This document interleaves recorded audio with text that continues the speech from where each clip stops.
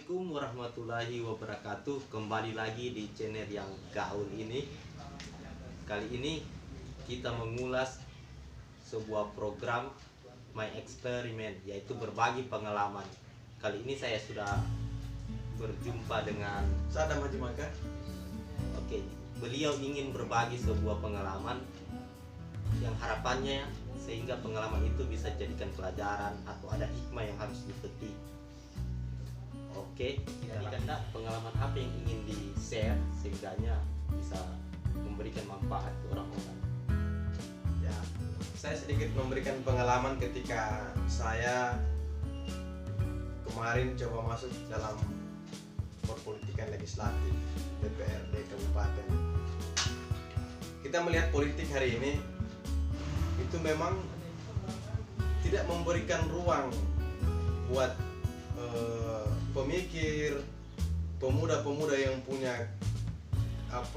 kreasi, punya terobosan-terobosan, punya inovasi. Jadi Lubangnya secara khusus itu masih sangat kencang dengan yang namanya money politik. Itu tidak bisa dipungkiri. Dan ketika money politik masih saja berlaku di wilayah kami, maka orang-orang yang kemudian punya pemikiran-pemikiran baik lantas tidak memiliki finansial, itu tidak bakalan bisa duduk di DPR untuk berpikir bagaimana soal rakyat ke depannya, bagaimana soal wilayah kita ke depannya, bagaimana soal daerah kita ke depannya.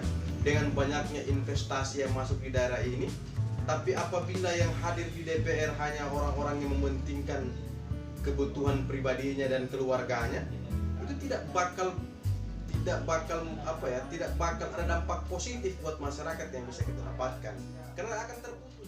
Jadi ruang-ruang yang saya maksud, masyarakat tidak melihat bahwa dia punya niatan yang bagus, punya pemikiran yang bagus untuk hadir sebagai legislatif dalam yang kemudian untuk memikirkan apa yang menjadi kebutuhan masyarakat sesungguhnya. Untuk maju sebagai calon legislatif kabupaten di tahun 2019 kemarin masih belum beruntung untuk duduk di dewan. Artinya ya, yang pertama juga ketika kita kembali lagi bahwasanya apapun yang menjadi keinginan kita, manusia hanya bisa merencanakan, tapi ada Allah, ada Tuhan yang Maha Esa yang kemudian yang menentukan. Tapi ketika kita mau kaji secara politik, itulah yang terjadi. Tapi kalau kita mau kaji secara spiritual, berarti memang saya belum dikehendaki untuk menjadi dari perwakilan rakyat. Jadi ketika sudah mengetahui bahwa belum beruntung untuk duduk di kursi Dewan Kabupaten Banggai, secara psikologis pasti akan drop gitu.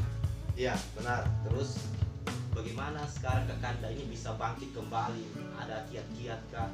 Sehingganya banyak nanti yang sahabat sekalian ketika bukan hanya sekadar dalam kancah perpolitikan, namun dalam hal-hal yang lain, patah hati misalnya, sehingganya ada kiat-kiat untuk bangkit kembali, move on kembali, sehingganya bisa berkarya lagi.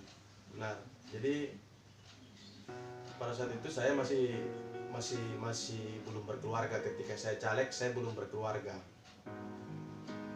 Bilang frustasi pasti ya, stres ya. Cuman kan lagi-lagi kita yang kemudian dari akademisi yang kemudian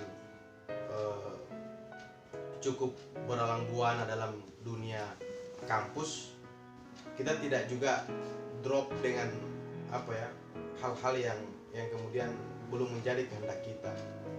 Cuman untuk bisa keluar dari melewati hal-hal yang kemudian mengganggu psikologi secara pribadi, kita coba keluar dari nyamannya kita, yang kemudian kita buat ada sesuatu yang kita buat yang kemudian kita melupakan hal-hal yang kemudian itu sudah pernah terjadi. Jadi anggap saja itu sebuah angin lalu yang kemudian kita harus melihat ke depan, kita harus jadi apa lagi, kita harus untuk keluar dari masalah-masalah bahwasanya apa ya, kayak misalnya frustasi, stres kecil yang kemudian gagal dari caleg kemarin. Saya coba kumpul sama keluarga, kemudian menenangkan diri dengan coba lebih banyak lagi kita bertawakal bahwasanya ya ketika kita kembalikan bahwasanya Allah belum menghendaki kita, insya Allah apapun itu kita akan bisa terima. Tapi kan untuk bisa keluar dari persoalan-persoalan itu, kita coba pasrahkan diri kita bahwasanya ada yang baik yang bakal diberikan nanti, sehingganya hal ini belum diberikan. Ketika kita berpikir positive thinking seperti itu, saya pikir kita tidak bakal kecewa berat dengan apa yang telah terjadi dengan kita. Jadi kiat-kiatnya di mana untuk bangkit dari keterpurukan itu bisa berkumpul dengan keluarga, cari suasana baru, tetap berpikir positif, bersyukur, dan tetap berpikir positif di mana Tuhan mungkin memberikan tempat yang lebih baik daripada sebelumnya. Oke, jadi kita kembali tadi bahwa Kakanda bilang ini bahwa kan tidak semua masyarakat itu berpikir money politik. Ya. Tentu ada pengalaman di mana waktu masa kampanye mendapatkan sebuah partisipan atau calon pemilih ketika kunjungan di mana ada tidak berpikir harus ada uangnya dulu ini, Ya. atau gimana itu? Ya ada. Saya cerita. Ada. Sebagian ini juga ada yang kemudian melihat ya karena mungkin dia melihat kita bisa untuk mewakili mereka di DPR. Ada juga orang-orang yang tidak berpikir secara materi. Dia berpikir visi misi apa yang bakal engkau lakukan, visi misi apa yang bakal kamu lakukan, gitu kan? Ada beberapa orang yang kemudian menyumbangkan kayak misalnya sembako ya, kayak misalnya kopi, gula, gitu kan? Artinya saking pedulinya mereka dan melihat bahwasanya saya bukan dari keluarga yang kemudian punya finansial yang bagus, mereka bantukan untuk keperluan ketika ada tamu datang silaturahmi, atau mungkin ketika saya berkunjung ke tempat-tempat masyarakat, mereka bantukan, mereka berikan kopi, gula, hal-hal yang kemudian kita nikmati ketika kita bagaimana bisa kita terbitkan regenerasi yang baik kalau yang memilih juga berpikir tidak baik tentang regenerasi itu yang kemudian jadi PR besar semua buat kita. Kenapa saya bilang PR besar semua buat kita? Karena masih banyak di luar sana orang baik yang mau berbuat baik tapi tetap dipikir buruk sama orang yang kemudian berpikir tentang kita. Oke. Jadi sampai di sini perbincangan berbagi pengalaman dengan Kakanda Sadam Haji Makkah. Tunggu video-video selanjutnya.